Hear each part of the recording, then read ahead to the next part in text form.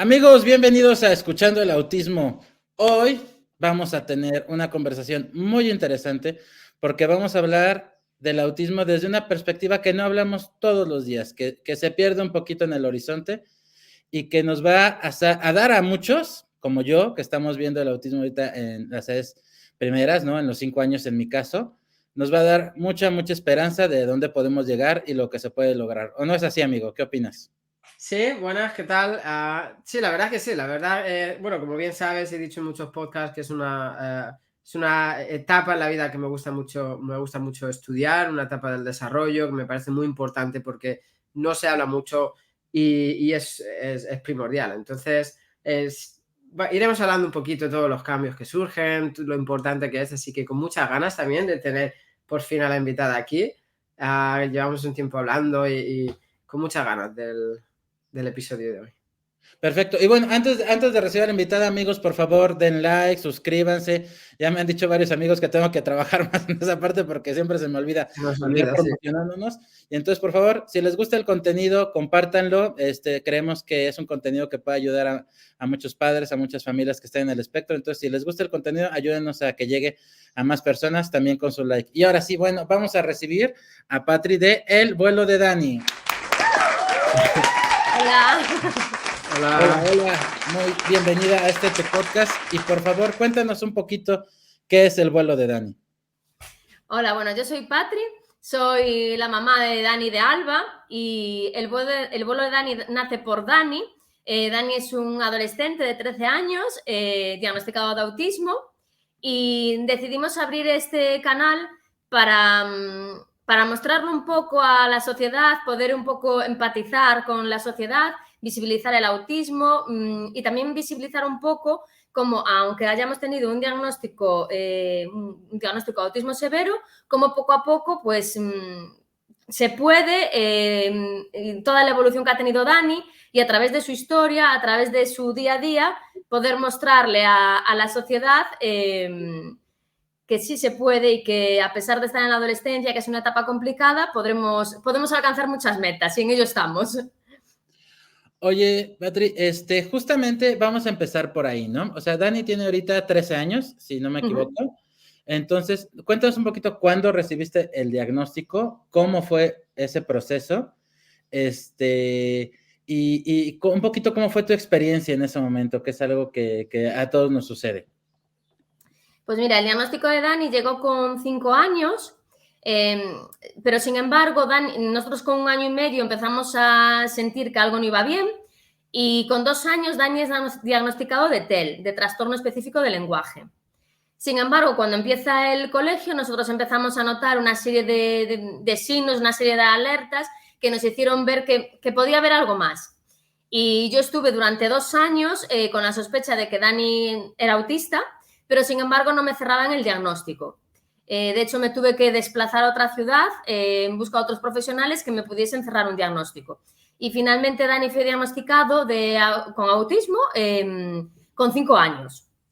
Lo diagnostican con autismo severo. Realmente a mí el diagnóstico no me sorprende, yo ya como que ya había pasado esa etapa, realmente yo quería el diagnóstico para realmente poder trabajar sobre ello, poder conseguir ayudar a mi hijo, que evolucionase. Entonces, en sí el diagnóstico me llegó bien, para mí fue algo positivo realmente, porque por fin me di cuenta de que la gente, jolí, que todos me decían que era una exagerada, que veía cosas donde no eran. Entonces, en ese sentido, a mí me ayudó mucho el diagnóstico. Sin embargo, no me ayudó tanto el pronóstico, porque bueno, me ponen un pronóstico muy oscuro, donde Dani no va a conseguir avanzar, donde nunca va a conseguir hablar, donde, bueno, me lo pintan todo realmente muy oscuro. Y sí que es verdad que eso sí que me lo tomé un poquito mal, tuve ahí mi etapa complicada de duelo, hasta que luego decidimos remontar porque realmente si yo estaba abajo, Dani también lo estaba y no conseguíamos nada. Qué importante eso que dices, ¿no? De si yo estaba abajo, él estaba abajo, ¿no? Al final, las personas que, bueno, los padres, las personas que trabajamos, al final somos personas de referencia para ello. Si para un niño neurotípico, para todo tipo de alumno es importante la referencia esa, para una persona con autismo, una persona autista, incluso más, ¿no? Porque al final cuesta más todo el tipo de relaciones y todo eso. Entonces es súper importante recordar a los padres eso, incluso a los profesores, ¿no? A la hora de lidiar con si hablamos ya de comportamientos retantes o disruptivos o como queramos llamarlo, a la hora de lidiar con eso es también súper importante, mantener la calma con todo lo que haga, ¿no? No asustarse, al final estás transmitiendo eso, ¿no? Más que pasa en muchos experimentos igual con bebés, ¿no? No sé si habéis visto que un bebé, un experimento que vi social en un vídeo muy, muy interesante, además, dejaban al bebé solo en una sala, metían una serpiente y una madre que estaba, el niño podía ver a la madre y la madre estaba tranquila porque no le daba miedo a las serpientes y el niño estaba tranquilo. Cuando metían a una madre que tenía pavor a las serpientes, la madre se ponía nerviosa, el niño empezaba a llorar, ¿no? Claro. Entonces, es súper importante, ¿no? Que aunque nos cueste un poco, mantengamos la calma, pero luego también es importante que cuidemos nuestra salud mental, tanto de profesionales como de padres, porque pueden mantener la calma en ese momento, pero lo que has vivido, la experiencia que has tenido se queda dentro de ti. Entonces es importante luego cuidar esa parte y bueno, poder hablar con un especialista o con alguien para desahogarse. Exactamente. Y luego también es muy importante el creer, porque si yo como madre no creo en mi hijo, él tampoco va a creer en él mismo. Y entonces, claro, la evolución en él va a ser muy complicada, porque si partimos de la base de que su entorno no cree en él, que era un poquito lo que me pasaba a mí al principio, no creían demasiado en las posibilidades de Dani, pues entonces, claro, es muy complicado que él pueda evolucionar. Tú hablabas ahora también de conductas disruptivas, etcétera. Dani tuvo muchísimas conductas disruptivas y al final no queda más remedio que mantener la calma, porque si yo me pongo nerviosa, él se pone más nervioso. Entonces hay que acompañar desde la calma y luego poco a poco pues ir trabajando todo eso, ir viendo cuáles son las causas que originan esa conducta, porque siempre hay un motivo, una causa, un antecedente y poder trabajarlo. Sí, buscar la raíz siempre del por qué, ¿no? Exacto. No quedarse solo, bueno, ¿por qué es autista? No. Exacto. Bueno, No. es autista, yo soy autista y siempre hay una causa de algo. O sea, tampoco esto no es una excusa ahora, ¿no? No es por qué es autista, vamos a dejarle, ¿no? Vamos a ver el por qué, dónde viene, es súper, súper importante. Súper importante, totalmente de acuerdo. Y era lo que me pasaba a mí en los primeros años de vida de Dani, que no daba encontrado profesionales que me diesen herramientas para poder averiguar qué desencadenaban esas conductas. Entonces, yo no saber qué desencadenaba esas conductas, no podía ayudarle. Entonces, claro, es lo que estás diciendo tú ahora, ser autista no es una excusa. O sea, él no tiene por qué pegar al de al lado porque es autista, ¿no? O sea, tiene que haber Yo una veo un causa. paso más. Yo veo un paso más de eso. O sea, la desregulación que le genera a él, el estrés y la ansiedad que le genera a él pegar a una persona porque no puede comunicarse o porque no entiende una situación, porque no es capaz de prever, porque siente dolor, no es capaz de comunicarlo. La ansiedad que le genera, además que luego es importante trabajar en ello para que no lo sufra, ¿no? Para que la gente que dice, el autismo no se sufre, es una condición, no es, bueno, no se sufre el autismo, pero cuando tienes estrés crónico, cuando tienes todo este tipo de dificultades, claro que se sufre. Entonces es súper importante buscar siempre la raíz. Y hablabas del pronóstico, qué importante es creer, ¿no? Y esto es para toda, bueno, aparte de personas con autismo, yo trabajo todo el tema de la educación, ¿no? Y al final siempre le digo a los padres muchas veces, de cualquier alumno, ¿no? Cuando un niño pequeño, tú le dices cualquier cosa de fantasía, ¿no? Hablas de los Reyes Magos, de Papá Noel, Ratoncito Pérez, el niño se lo cree. Cuando tú a un niño le dices que no va a poder, que es un inútil, o todo este tipo de cosas o que no eres bueno haciendo esto, o eres tonto, también se lo cree. Entonces siempre hay que ser positivo, siempre hay que intentar dar ala, ¿no? Y apoyarles en lo que le guste. Hace poco, creo que estaba también ahí una conferencia que hice para Bolivia, una asociación, y me decía una mamá, es que mi hija, doctor, ¿cómo hago? Porque mi hija quiere ser ingeniera, pero es autista. Digo, yo soy doctor en cum laude en educación y soy autista, ¿sabes? O sea, es todo ese tipo de cosas. Entonces es súper importante la labor que hacemos, que hace tanta gente para darse cuenta de eso, ¿no? Que el diagnóstico no necesariamente es un pronóstico. Exacto, súper importante. Y luego lo que comentabas de la ansiedad me parece súper importante porque Dani ya desde muy pequeñito tenía muchísima ansiedad. porque él desarrollaba esas conductas precisamente por eso, porque no podía comunicarse, porque no entendía el entorno, no estaba adaptado a lo que él necesitaba. En el momento en el que empezó a comprender, empezamos a dar las adaptaciones que él necesitaba, empezamos a darle apoyos, o sea, Dani empezó a bajarle esa ansiedad y fue un cambio radical también, porque al final esa ansiedad también le estaba frenando en su evolución. Entonces, al final todo eso ayudó muchísimo. Y luego lo que dices de creer, pero, o sea, totalmente de acuerdo. O sea, ser autista no es impedimento para hacer absolutamente nada. O sea, si crees, puedes. Claro, lo que hay que cambiar es un poco modificar todo el paradigma educativo primero, que entienda, ¿no? Para que salir un poco incluso de la idea del modelo de inclusión, ¿no? Ir de verdad a por un modelo de convivencia, ¿no? En el que el profesor entienda, darle las herramientas, que hay mucha falta de formación en todo ese ámbito. Yo sé que los profesores quieren hacer todos lo mejor posible siempre, todo, pero falta toda esa formación, falta una pedagogía de verdad de la neurodiversidad que incluya, bueno, que incluya todo, ¿no? Y ayude a todo este tipo de situaciones. Sí, yo sobre todo ahora lo estoy notando mucho en la etapa precisamente ahora de la adolescencia, de Dani. O sea, el profesorado quiere, pero es que no está formado. De hecho, ya el porcentaje de niños, de adolescentes que llegan a la etapa de secundaria baja de manera preocupante a estas edades. Y entonces, claro, todavía se le dan menos herramientas al profesorado. Entonces, si ellos no tienen herramientas, es súper complicado. Y lo que estás diciendo tú ahora, yo lo comento mucho en mi cuenta, que a mí la palabra inclusión no me gusta. A mí me gusta la palabra convivencia, porque mi hijo, por ser autista, no tiene que ser incluido en ningún lado. O sea, él forma parte de la sociedad, igual que todos. Claro. Entonces, claro, ese modelo de convivencia es imprescindible para avanzar. Claro, yo creo que cuando... O sea, esto es un largo camino, ¿no? El camino de cambiar un poco, cambiar el mundo, ¿no?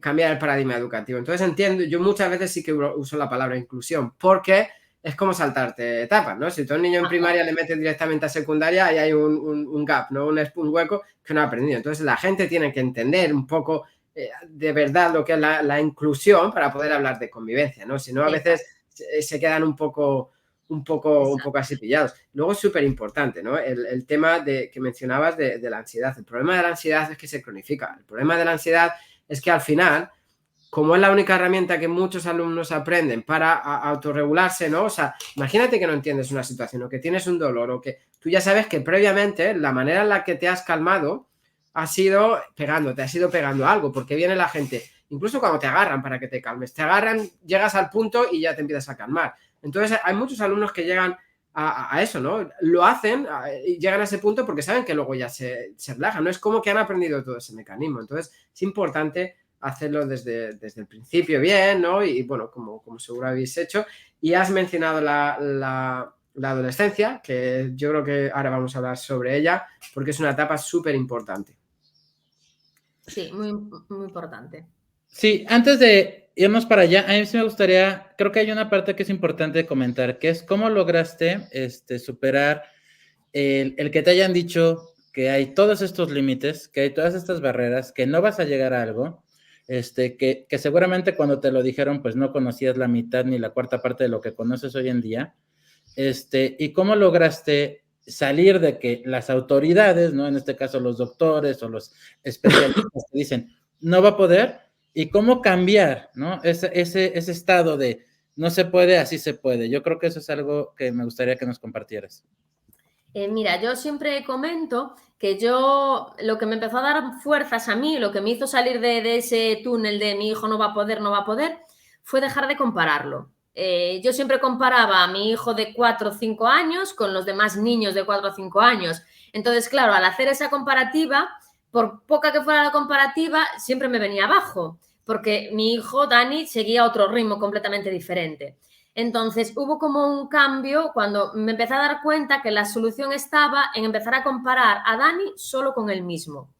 Entonces, en el momento en el que yo cambié esa mentalidad y empecé a compararlo con él mismo, yo dejé de compararlo con los demás. Y ahí fue cuando cambié toda mi forma de pensar y dije, voy a por ello. Empecé a tocar muchas puertas. Yo, por ejemplo, algo que hacía es que yo, por ejemplo, empezaba con un profesional y si realmente yo veía que realmente Dani no evolucionaba, no veía que no conectaba, yo buscaba otro. Hasta encontrar los que sí llegaron a conectar con Dani, que no quiere decir que los demás fueran malos, ni mucho menos, sino que no empatizaban lo suficiente con Dani, no eran capaces de llegar a lo que Dani necesitaba. Y entonces, pero lo más importante para mí fue dejar de comparar, porque si comparas, es que siempre te vas a estar mal, siempre te vas a caer en el túnel. En cambio, si solamente lo comparas con él mismo, te empiezas a dar cuenta de que Dani cada día está logrando metas, porque incluso en cada intento lo está logrando. Entonces, cuando consigues cambiar ese chip, al compararlo con él mismo siempre, es cuando cambias al sí puede y sí podrá.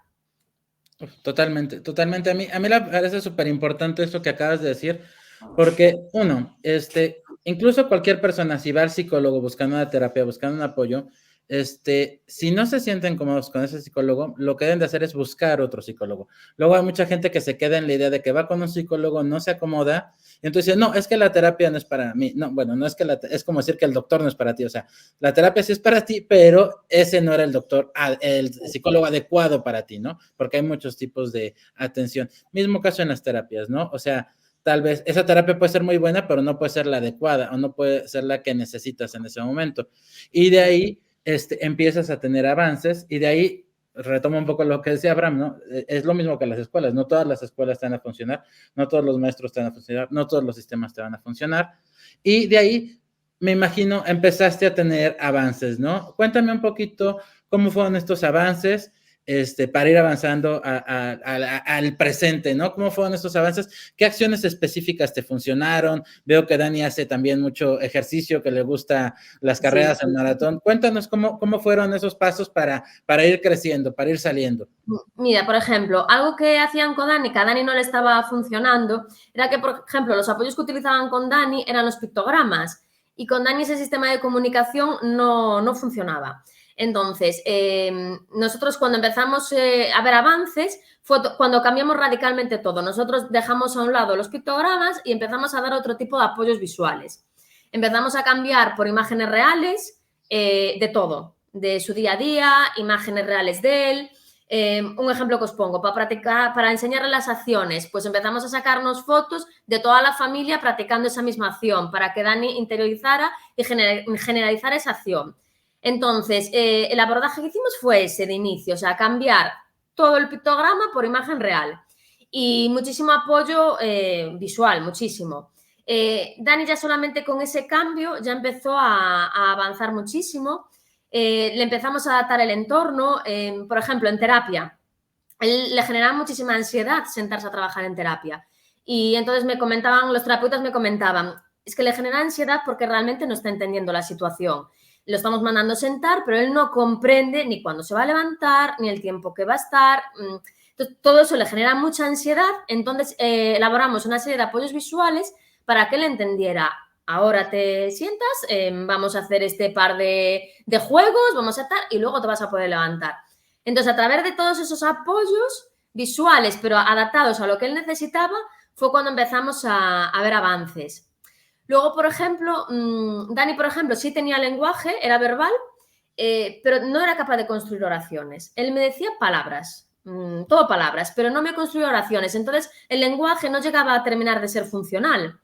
Entonces, también con apoyos visuales, escribiéndole las frases, pues poco a poco, con ese apoyo, a pesar de que él todavía no leía, el apoyo visual de las palabras le ayudó a empezar a generar frases y al generar esas frases empezó a generar lenguaje funcional. Dame un segundito porque quiero hacer una comparativa con León que creo que puede ser bonita para quien nos ve. No vayas a perder el hilo, por favor, pero si no, ya no voy a poder meter esta comparación. A ver, por ejemplo, nosotros con León sí usamos pictogramas, ¿no? Y a León al principio le gustaron mucho los pictogramas, pero después le fastidiaron, ¿no? Ya con la carpeta ya traía muchos pictogramas. Él sí le funcionaba que fueran dibujos.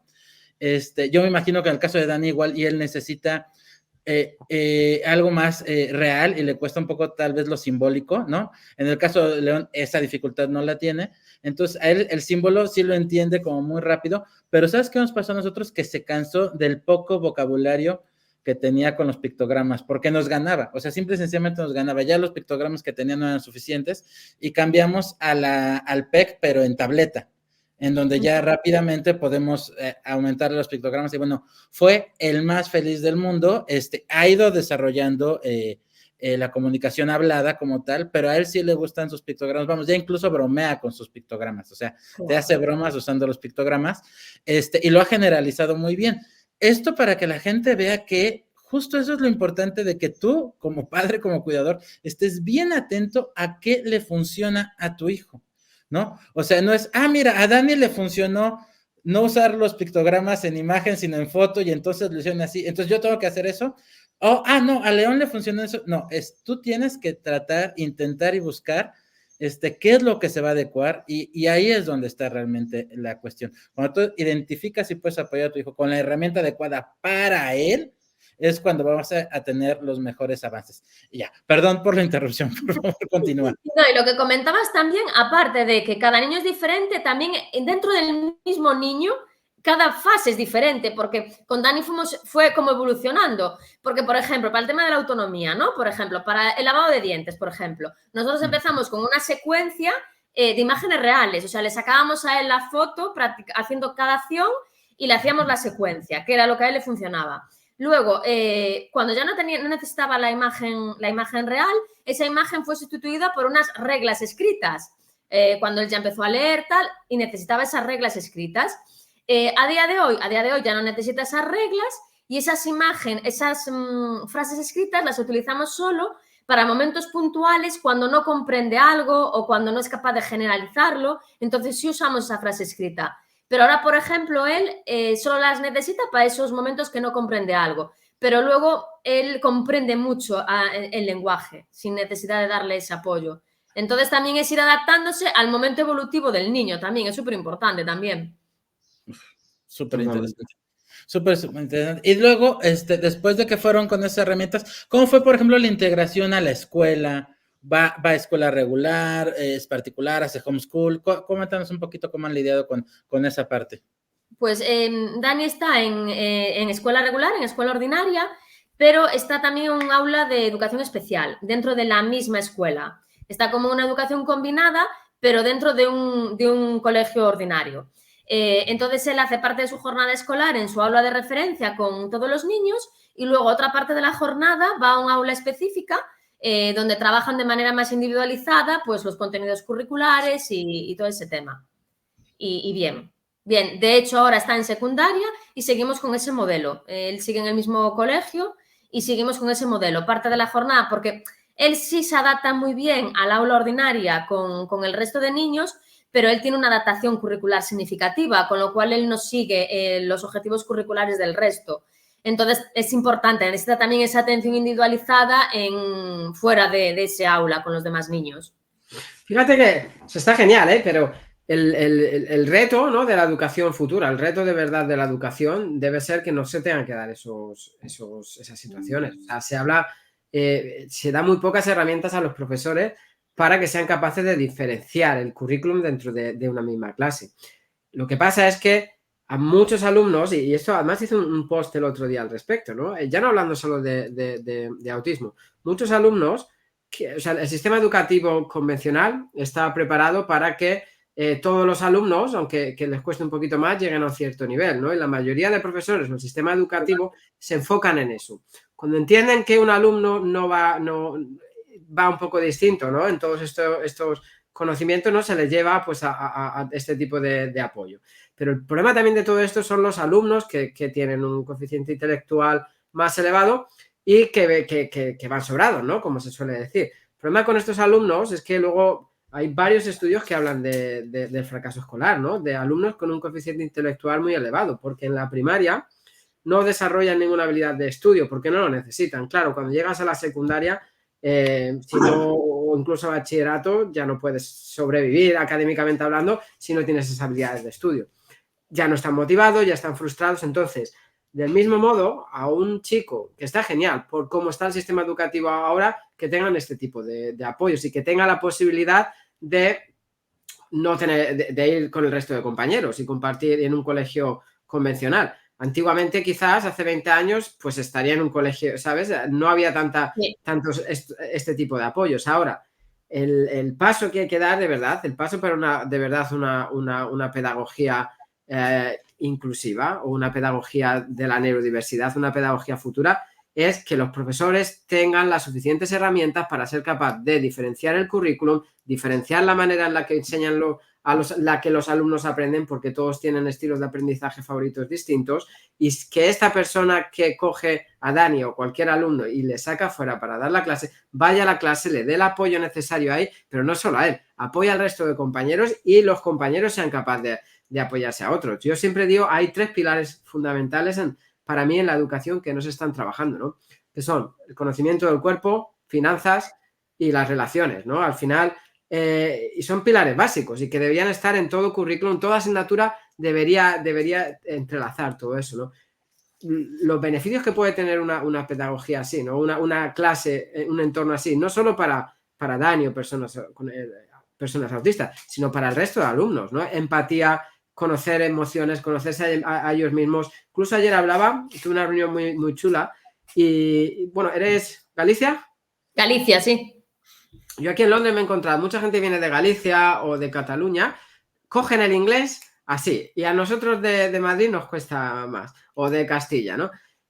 Hay ciertos estudios que hablan de que cuando sabes dos idiomas, cuando dominas 2 idiomas, eres capaz de aprender un tercero de una manera más fácil, ¿no? Se desarrolla ciertas partes del cerebro. Ahora, imagínate que a los alumnos de verdad se les enseñara un tipo de comunicación alternativa, visuales, otro tipo de lenguaje para que todos señas, tal vez. de señas, sí, para que todo el mundo fuera capaz de comunicarse de esa forma. O sea, los beneficios sería increíble para toda la sociedad, para todos los alumnos, no solo para las personas con necesidades educativas especiales. A lo que voy es que, bueno, la educación sigue siendo una educación que, claro, tú ves ahora ves un coche de hace 100 años ha cambiado mucho, ves una televisión, o como un teléfono de hace 50 años ha cambiado mucho. La educación sigue siendo la misma. La educación, lo único que han cambiado, pantalla de una pizarra tradicional por una pantalla digital. Pero sigue habiendo 20 alumnos sentados mirando a un profesor teniendo que estar 8 horas, que es un castigo, porque es una educación que se creó en la plena época es una educación prusiana, se creó en plena época de la industrialización para formar militares y personas que estuvieran en una cadena de montaje todo el día.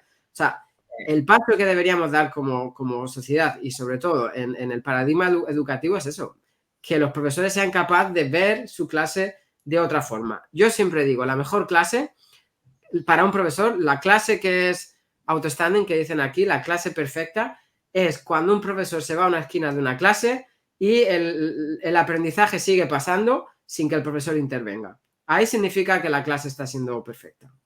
Perdonad, pero... No puedo estar más de acuerdo con lo que estás diciendo. De hecho, yo lo hablé aún este año con el colegio.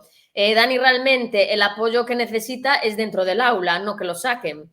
¿Cuál es el problema? Que no hay recursos. Entonces, como no hay recursos, pues nos vemos obligados, las familias, a aceptar pues lo que le está pasando ahora a Dani, que salga del aula y que vaya... Porque si no se queda sin apoyos. Entonces, claro, como eso tampoco te lo puedes permitir, que dejen a tu hijo sin apoyos, pero para mí el modelo perfecto es el que tú dices. Y es más, que esa persona de apoyo esté para todos. O sea, el modelo ideal es que haya 2 profesores dentro del aula. Uno que esté dando la materia y otro que sirva de apoyo para todos.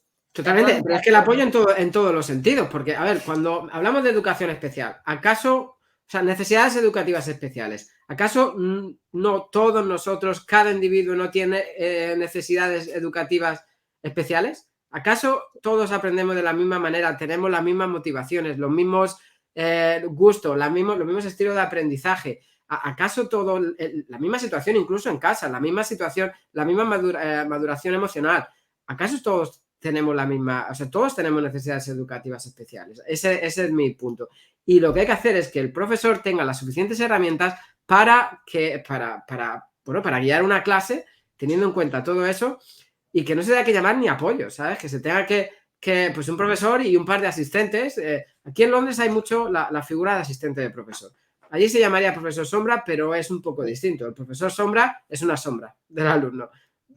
El asistente de profesor, cada clase tiene pues un profesor y a lo mejor tiene 2, 3 asistentes de profesor, depende de las necesidades del alumno, y están ahí para dar apoyo al profesor. El profesor es el líder de la clase, pero están ahí para dar todo este tipo de apoyo, ¿no? Que el alumno pueda estar ahí, pero incluso potenciar interacciones, juego, cualquier cosa, ¿no? Y yo creo que es una figura súper interesante, además que se podría hacer, fíjate, con un grado superior, un grado medio en España, que es antes de unos estudios preuniversitarios, Óscar, que sean en España, se puede estudiar algo así, ¿no? Como se hace aquí, y sean apoyos dentro de una clase, pero bueno, no lo hay, no existe, y yo creo que tiene que ser un poco el futuro, ¿no? Todo esto, salir de las mesas, salir, que un alumno se pueda, especialmente ahora que entremos en la adolescencia, ¿no?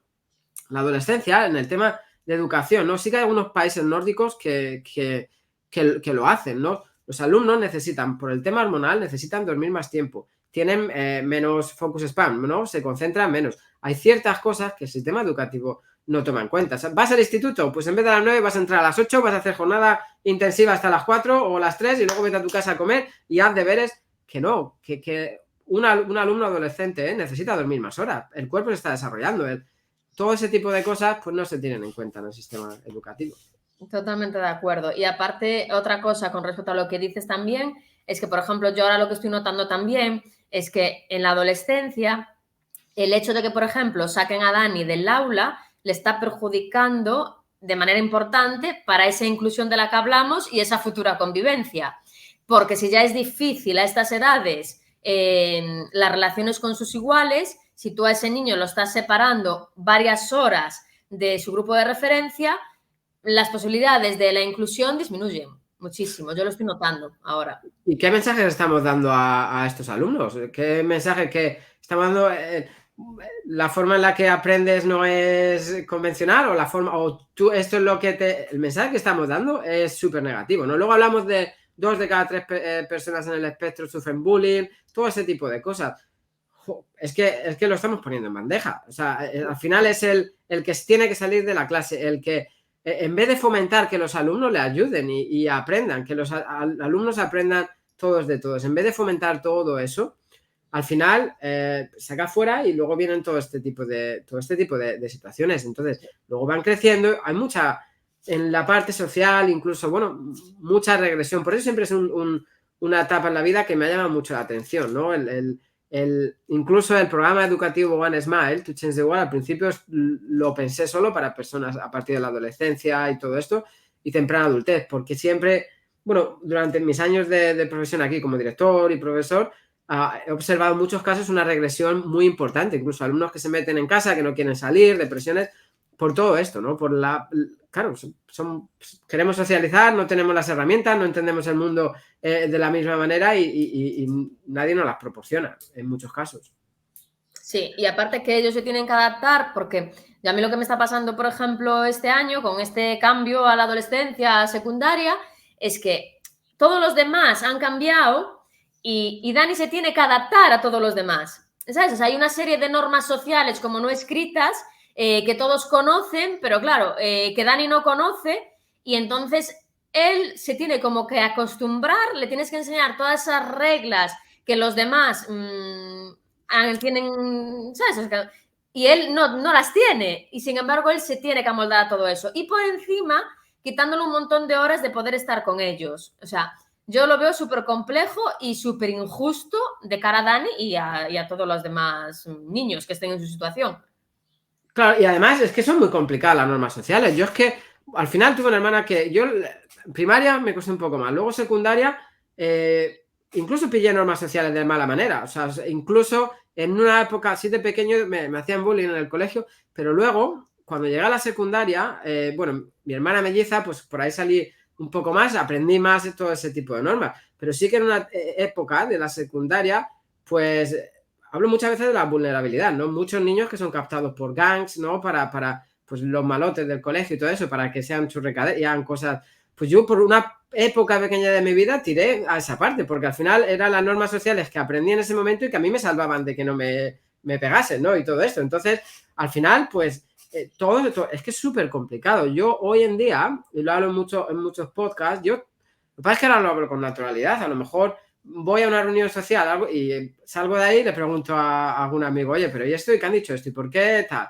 Antes me enfadaba con el mundo. Digo, uy, ¿por qué me ha mirado así? ¿Por qué me ha dicho no sé qué? Ahora ya me lo tomo a risa y digo, oye, tengo un par de amigos, incluso tenemos un grupo y a veces son muy sarcásticos un par de ellos. Y cuando me mosqueo que no entiendo algo, se lo mando a otro y digo, oye, explícame esto. Dime esto, porque no me entero de eso. O sea, y es algo que no voy a pillar nunca. ¿Qué pasa? Por una etapa de mi vida estaba enfadado con el mundo entero. O sea, a la mínima que veía una mirada que no entendía, una emoción que no entendía, ya era, ¿qué pasa contigo?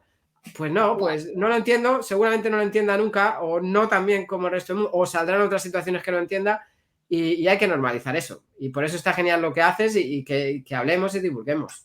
Sí, Para totalmente. ir cerrando este tema, a mí me gustaría comentar 3 cosas, ¿no? Uno, debemos de empezar a darnos cuenta, porque aparte todos pasamos por la escuela y sabemos lo que es, o sea, el sistema actual no funciona.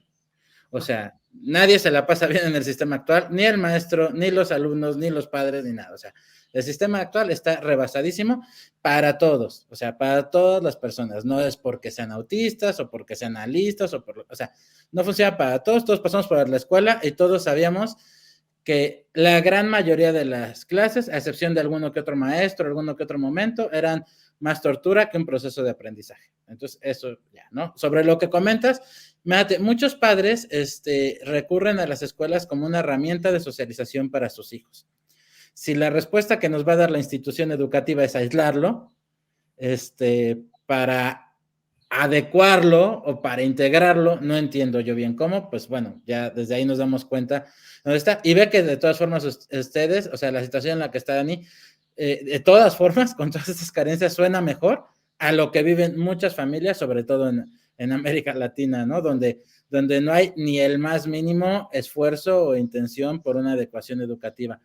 Pero bueno, avanzando un poquito, quiero tocar brevemente esta parte porque sé que ya Dani tiene también compañera de vuelo, ¿no? Que tú es tu otra pequeña. Yo quiero que nos cuentes un poquito de esto. En mi caso tenemos cuates, o sea, siempre han sido copilots, ¿no? Han estado juntos todo y siempre ha sido una herramienta, o sea, Gala ha terminado siendo, que su hermana, uno de los grandes apoyos para León, ¿no? En la convivencia, en todo. En tu caso, cuéntanos un poquito de esta parte de la historia que me parece interesante, porque también en el caso de Abraham, su hermana, como él ya ha comentado ahorita, pues fue un apoyo importante para él, para socialización y todo, lo ha sido. Entonces, cuéntame cómo ha sido esta experiencia de traer a alguien más a este vuelo. Pues la verdad, yo comparto vuestra opinión. O sea, Alba fue lo mejor que le ha pasado en la vida a Dani. Ellos se llevan 3 años, ella es la pequeña, pero sí que es verdad que están como los roles cambiados. Ella es como que hace el papel de mayor, pero es el referente total de Dani. O sea, Alba, su hermana, le aporta seguridad. O sea, él si tiene duda de algo, mira a la hermana y la imita. Y a nivel social le ha ayudado muchísimo cuando, por ejemplo, estamos en cualquier sitio, en la playa, en donde sea. Claro, la hermana socializa, entonces él que hace, él va con ella y entonces le ayuda muchísimo. Y aparte ella es como su segunda mamá, o sea, todo lo que escucha, tal, se lo enseña a él. O sea, yo qué sé, un ejemplo, pues se tiene que aprender un baile para el colegio, pues allí está Alba enseñándole ese baile. O sea, realmente es su referente. O sea, yo realmente creo que la persona más importante en la vida de Dani es su hermana. O sea, es quien mejor lo entiende. O sea, es increíble. Y realmente creo que es su mayor apoyo. O sea, y esa adoración mutua la que se tienen uno por el otro. Yo no me imagino la vida de Dani sin su hermana. O sea, es increíble. Y yo creo que cuanto más mayores se hagan, creo que ese apoyo, esos lazos, aún se van a estrechar más, porque ella entrará también en la adolescencia junto con él y yo creo que va a ser todavía más apoyo del que es ahora. Totalmente. Yo en mi caso, fíjate que luego fue al revés, ¿eh? ¿Sí? Sí, o sea, yo en primaria, a mí me pasó una cosa en primaria, que por lo que hablamos del sistema educativo, también estamos hablando hace, no quiero decir los años, que me siento más viejo de lo que, pues hace 30 años, lo que pasó es, claro, bueno, yo iba en la parte académica iba súper avanzado, ¿no? O sea, era pues altas capacidades, ¿no? Mi diagnóstico. Y entonces, cuando llegó un momento que yo iba súper avanzado en la parte académica y mi hermana un pelín menos, que siempre se daba bien en esa época. Y mi hermana en la parte social era un poco líder, ¿no? Y yo pues me llevaba ahí, o sea, estaba con mi hermana ahí. Entonces tuvieron la maravillosa idea de que íbamos a la misma clase, uno de los dos mellizos se fuera al B. Claro, ¿qué decidieron? El que va sobrado, la parte académica, le llevamos al B, que va a tener menos dificultades. Claro, iba sobre la parte académica, socialmente, nada, yo tenía 7, 8 años, 9 por ahí, y ya no es solo que te lleven a otra clase, es que has estado 2 años en el A. Y todos sabemos en el colegio, el A y el B, perdedores, tú eres no sé qué, tú no sé cuánto. El A y el B es una competición constante, desde que llegas a primero de primaria hasta que acabas la primaria. Balón prisionero, fútbol. Claro, llego yo sin habilidades sociales, con todas estas dificultades, del A al B, yo solo, y pasé unos años bastante malos. Luego en la secundaria fuimos a otro colegio y bueno, allá fue un poco mejor la cosa, súper bien con mi hermana en esa parte. Yo bueno, me quedaba en casa, ya salía, las amigas venían, pero tú no sales, y yo mis cosas, mis intereses profundos, mi fútbol, y bueno, luego ya empecé a salir, pero luego sí que hubo unos años que yo soy muy académico, mi hermana menos, y hemos chocado un poco unos años, pero no nada grande, ¿no? Pero sí que éramos de distinta manera de ser. Ahora ya otra vez como siempre, pero sí. Es que Sí, lo no. de los hermanos es un gran apoyo, o sea, yo creo que es Sí. imprescindible. Sí. No, yo no me imagino a León sin Gala, y bueno, aparte de nuestro caso, Gala también es un poco así, o sea, lo más extrovertido que hay en nuestras familias es Gala por mucho, o sea, esa llega y se presenta y busca y todo y demás, bueno, es una cosa espectacular, pero justamente León, yo creo que le hubiera sido mucho más difícil afrontar muchas situaciones si no hubiera contado con el Igual. apoyo de su hermana, entonces definitivamente ha sido una ventaja. Vámonos ya al presente, o vamos a hablar de los últimos 3 años, que fue cuando empezaste este camino de las redes sociales. ¿Por qué? ¿Qué te motivó? La decisión. La gente luego dice, es que es muy fácil. La verdad es que no, bueno, para mí por lo menos no fue tan fácil decir, ok, voy a exponerme en público, ¿no? A decir todo esto. Cuéntanos, ¿cómo llegaste a este momento de tu vida y decir, bueno, vamos a crear el vuelo de Dani y vamos a ver de aquí qué sucede? Pues mira, para mí tampoco fue nada fácil coger y ponerme a exponer. Me llevó mucho tiempo pensármelo, años me lo llevó pensar.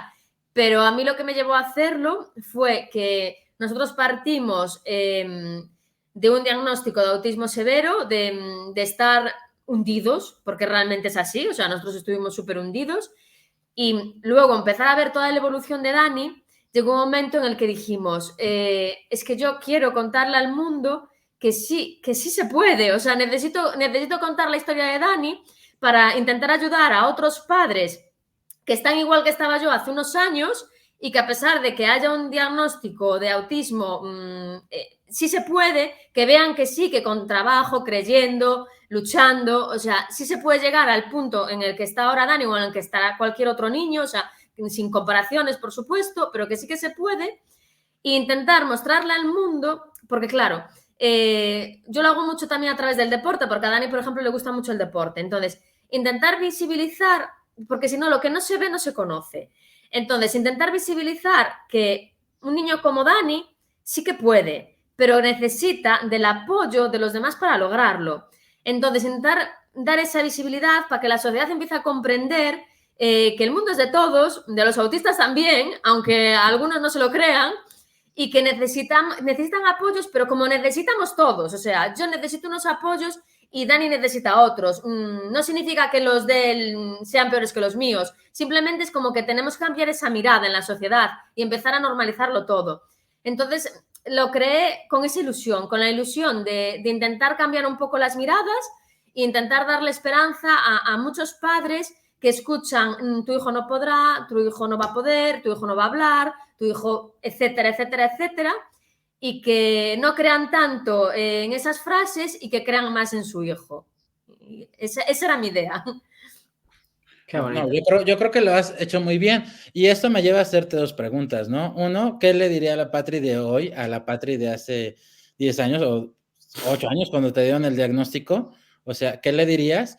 Y lo otro sería, ¿cuáles fueron las acciones puntuales, no sé, las 3 acciones puntuales que tú digas, estas 3 acciones, estas 3 decisiones que tomamos han sido lo que más nos han ayudado. Seguramente han sido miles, pero digamos, las 3 que dices, esto fue importantísimo cuando decidimos hacer esto, esto y esto.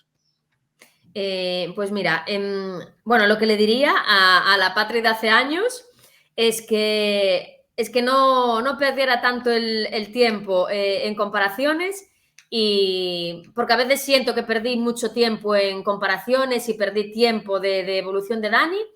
Entonces sí que le diría eso, que saliera de ese túnel más rápido y que creyeran en Dani más desde el principio, sin tantas lamentaciones y tantos porqués. Y luego las 3 cosas que yo creo que fueron súper importantes y que ayudaron a Dani y que cambiaron a Dani bastante, o sea, y que le ayudaron un montón, fue primero ir a por ese diagnóstico que no me daban, porque aquí en mi ciudad no me lo daban, me lo dejaban todo abierto, y para mí fue muy importante recibir ese diagnóstico porque me ayudó a abrir los ojos y a buscar hasta debajo de las piedras quién nos pudiera ayudar. Luego, otra cosa que me ayudó muchísimo fue cuando hice el cambio, creo que fue el gran punto de inflexión en la vida de Dani, fue cuando hicimos el cambio radical y cambiamos de terapias y quitamos pictogramas y empezamos con otra forma de intentar ayudarle. Hubo como un cambio brutal, o sea, yo empecé a formarme también, empezamos a dar terapia en casa y yo me empecé a formar, empecé a generalizar. Entonces, el involucrarme tanto en la terapia creo que fue súper importante, porque al final no quiere decir que yo me convirtiera en la terapeuta de Dani, pero sí que es verdad que al estar al tanto de todo lo que se hacía en el día a día con Dani en terapia, a mí me ayudaba a generalizarlo luego, a través del juego, a través de las rutinas del día a día. Entonces creo que eso fue súper importante, ese cambio tan grande que dimos con el tipo de terapias. Y luego el tercero, y creo que también muy importante, fue lo que decidimos hace un par de años, que fue intentar focalizarnos mucho en el deporte con Dani, porque realmente es su gran interés. Su gran interés es el deporte, es lo que le hace feliz, y el intentar luchar por conseguir una inclusión real en el deporte y que él pueda participar, ya sea con sus compañeros, en competiciones, porque realmente vemos que Dani es feliz haciendo eso. ¿Cuál es el deporte favorito? ¿Cuál es el que más... ¿El deporte favorito? ¿Cuál es el que más practica? Su deporte favorito, o sea, por excelencia, fue el primero que empezó a practicar, que es el surf. ¡Oh! ¡Qué pasada! ¡Qué bueno! ¡Qué bueno! Sí, Buenas olas por allí, por Galicia. ¿Qué ciudad sois exactamente? De La Coruña. Ah, La Coruña, qué bueno, qué bueno. Sí. Quería decir una cosa en cuanto a esto, que me parece súper importante, que es algo que siempre igual, siempre lucho mucho por ello y hablo mucho de ello, y en vuestro caso, por lo que veo, lo habéis hecho, ¿no? Y está ahí. O sea, está genial. Evidentemente hay que ir a terapia y hay que probar terapias y hay que... Ahora bien, el problema de mucha terapia, yo creo que, igual que digo que toda intervención tiene que estar centrada siempre en el paciente, ¿no? En el alumno. Siempre con el autismo digo pero, y aquí hay un pero. Y es que en el autismo, para mí, la intervención, la terapia, siempre tiene que estar centrada. Tanto la psicológica por el estrés, ansiedad, todo lo que genera a los padres también, tienen que tratarse eso, que muchos padres que se olvidan de tratar su propia salud mental. Y también en cuanto a todo este tipo de formación, o sea, muchas terapias, muchos padres van a terapias, se gastan mucho dinero en terapias y es una terapia que no pueden luego generalizar, que no pueden llevar a casa porque no les dan las herramientas. El niño entra a hacer la terapia.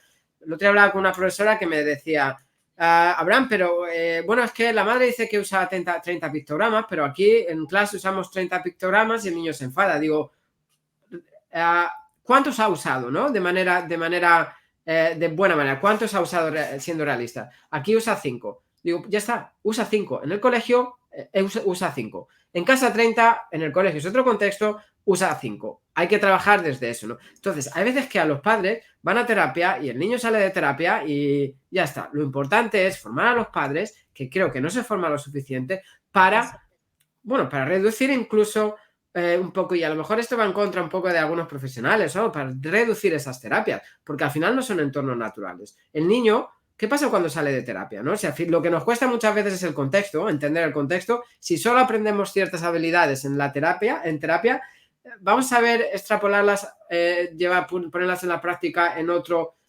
contexto. Lo bueno sería que, y esto no es que quiera dejar de que haya profesionales en la terapia, no. Lo suyo sería que esas terapias se aplicaran en entornos naturales, que los colegios o el sistema educativo contratase a esos profesionales para que fueran a los colegios, trabajar con profesores, trabajar con alumnos, y que ese es el ideal, ¿no? Aquí se hacen la mayoría de colegios así. Ahora, como no es el caso, en España o en la mayoría de países de Sudamérica o en muchos países, lo importante es que se formen a los padres, porque al final, es lo que tú contabas antes, al final todos estos visuales que necesitaba Dani, tú los hacías de una manera echando fotos vosotros, que es mucho más significativo que vea un muñequito así como el de Inocente, ¿no? Que hay muchos visuales así, jugando al fútbol, ¿no? Pues te juegas tú al fútbol o su hermana, que es su referencia. Entonces él quiere imitar a su hermana. Y hacer una historia social no es difícil. Lo que hay que dar a los padres, el concepto de una historia social, cómo preparar visuales, y al final un laminador con velcro y de estos para laminar cuesta menos que un día de terapia. Entonces todo eso es algo por lo que siempre hablo mucho de ello, y siempre me gusta puntualizarlo mucho, porque es súper importante que formemos a los padres. Sí, pues realmente a nosotros fue lo que más nos ayudó, o sea, porque al final, si yo no tengo ni idea de lo que trabajan en terapia, ¿yo cómo voy a ayudar a mi hijo? Si con quien está las 24 horas del día es conmigo. Claro. Puedes pedir al terapeuta, pero ya tienes que esperar a que vaya. Oye, mira, que ha pasado esto esta semana. Mira, cuando venga, empiezas a trabajar, te prepara la historia social, ya estás perdiendo tiempo. Cuando si sabes que una situación no entiende mañana, y es que pueden pasar cosas, es que cosas imprevisibles, se va la luz de la casa. Bueno, entonces puedes ir a casa de la vecina todavía, pedirle el ordenador, preparas una historia social, le explicas al niño con la historia social de que se ha ido la luz y te vas a un hotel. O sea, todo ese tipo de cosas es que pueden pasar en cualquier momento. Es un ejemplo que me ha venido a la cabeza súper extremista, ¿no? Pero todas esas cosas pueden pasar y no tienes que depender siempre de un terapeuta que te solucione todo ese tipo de cosas. Entonces yo creo que eso es tener la terapia 24 horas. Exacto. Claro. Exacto. Y yo era lo que me pasaba. Yo las terapias que tenía con Dani, a mí no me involucraban en la terapia ni me enseñaban. O sea, está claro que el terapeuta es súper necesario. De hecho, nosotros las terapias, el cambio que dimos fue que las empezamos a dar en casa, en entornos naturales, salimos a la calle, vamos al súper, bueno, siempre en entornos naturales. Y entonces, claro, el terapeuta me da las herramientas a mí, me enseña a mí porque luego no va a estar todas las 24 horas del día conmigo. Entonces, claro para mí, súper importante.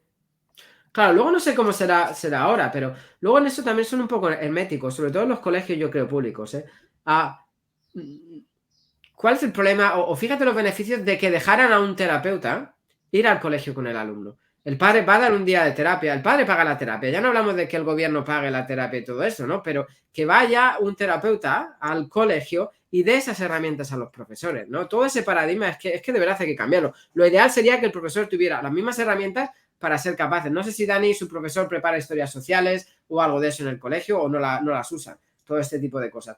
Pero lo ideal sería que el profesor tuviera todas esas herramientas y el terapeuta que se comunicase con el profesor, trabajasen a la par, ¿no? Aquí lo hacemos en la mayoría de colegios, hay un equipo multidisciplinar, terapeutas ocupacionales, logopedas, psicólogos, en la mayoría de colegios, incluso pequeños. Y yo creo que es lo ideal. Pero fíjate que al menos en España que dejasen, o en los países que no hay este tipo de entornos educativos, que dejasen ir a los terapeutas, ¿no? Al colegio, que entrasen, y sería súper importante, ¿no? Hay muchas cosas que hay que darle una vueltecita todavía. De hecho, sobre todo Dani, cuando tenía muchísima ansiedad, sí que es verdad que dejaron entrar a los psicólogos al colegio y les dieron herramientas, les dieron pautas para que también en el entorno escolar pudiese generalizar todo eso y tuviese herramientas para poder gestionarse y que no lo pasara mal tampoco en el colegio. Sí. Pero para mí es insuficiente. O sea, sí que es verdad que les dejaron entrar un par de veces, pero sí que para mí es insuficiente. Deberían de poder entrar con más continuidad y yo creo que sería muchísimo más efectivo en el entorno escolar. Sí. Sí. Bueno, ya llevamos casi una hora, se nos ha ido, bueno, como agua, la verdad, una conversación padrísima y, bueno, amigo, te dejo para que hagas nuestra pregunta de cierre, la pregunta favorita del programa. Bueno, como habrás visto, siempre pregunto la misma pregunta al final. ¿Qué es para ti una sonrisa? ¿Importancia de una sonrisa para trabajar o para criar, en este caso, a un niño autista? O sea, perdón, ¿qué es para mí una sonrisa? Sí, la importancia de una sonrisa. Jolín, ¿qué es para mí lo importante de una sonrisa? Sí. ¡Ay, qué pregunta más difícil! Sí, siempre terminamos todos los podcasts, el programa educativo se llama One Smile to Change the World, una sonrisa para cambiar el mundo, y siempre terminamos con esta pregunta, ¿no? Luego la ponemos ahí en Instagram, pero es eso, ¿no? Porque creo, bueno, hace mucho que no cuento la historia, la cuento rapidita el porqué. El programa educativo se llama One Smile to Change the World porque, bueno, a mí de pequeño y mucho tiempo me costaba pillar muchas emociones, ¿no? Pero una sonrisa sincera siempre la he pillado, ¿no? Es algo que me genera paz, me genera calma y siempre, fíjate, llegué a Londres, ya empezamos a hacer cositas ayudando a personas sin techo y cosillas así y yo ya decía, me gustan mucho los tatuajes y ya me tatué esa frase hace 10 años, One Smile to Change the World, y yo sí, porque era algo que de verdad me llenaba. Entonces, al final la gente nos conoce los de One Smile, los chicos de la sonrisa, y siempre terminamos con eso, ¿no? ¿Qué es para ti una sonrisa o importancia para ti de una sonrisa para tratar el autismo? Pues para mí la importancia de una sonrisa es que tú a través de una sonrisa le puedes transmitir toda la paz y calma que necesita un niño para seguir creyendo en sí mismo. Porque yo, por ejemplo, a través de Dani, o sea, yo, por ejemplo, cuando yo le sonrío a Dani, él me sonríe a mí, me devuelve la sonrisa y siento que él realmente se da cuenta a través de mi sonrisa que creo en él. Y que yo creo que le da fuerza a mi sonrisa. Qué bueno. Una maravilla, una maravilla. Y bueno, no nos resta más que agradecerte, recordarles a todos, por favor, den like, suscríbanse, compartan, etcétera, etcétera, todo esto que tenemos que hacer. También, dentro de nuestros anuncios parroquiales, ya después de mucho hacerle manita de puerco, como decimos acá en México, acá Abraham, se ha abierto la posibilidad de empezar a dar terapias, capacitación y cosas por el estilo. Entonces, si alguien está interesado, no dude en buscarlo en Facebook, en nuestras redes sociales. Y bueno, Patri, muchísimas gracias en serio por acompañarnos, por compartir tu historia. Te vamos a tener de regreso pronto, espero, para seguir platicando todo esto, porque la verdad es que el trabajo que haces y la labor que haces es muy bonita, muy inspiradora, y yo te agradezco el que hayas decidido exponerte y compartir tu historia y esos momentos tan lindos que compartes en redes sociales y de los avances que tiene Dani siempre. Y dejamos algo pendiente para la próxima, que es hablar un poco más de la adolescencia, ¿no? Los retos de la adolescencia y todo eso. Así que dejamos abierto otro podcast para cuando quieras. Perfecto, pues yo encantada de que contaréis conmigo hoy, muy agradecida y por supuesto, cuando queráis, retomamos tema. Genial. Perfecto. Amigos, pues esto fue Escuchando el Autismo. Muchas gracias.